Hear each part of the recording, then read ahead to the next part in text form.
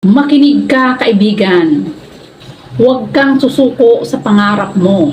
Kung nasa point ka na parang ayaw mo na kasi napapagod ka na, ganito ang gawin mo. Balikan mo yung mga dahilan kung bakit ka nagsusumikap. Ang sarili mo, ang pamilya mo, at lalo na ang mga pangarap mo. Huwag kang susuko.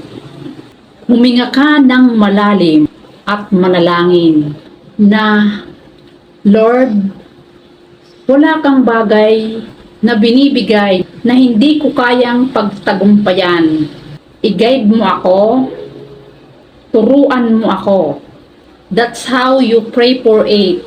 Huwag kang hihinto kasi walang nananalo, sumusuko. Basta't manalig ka at magtiwala ka lang.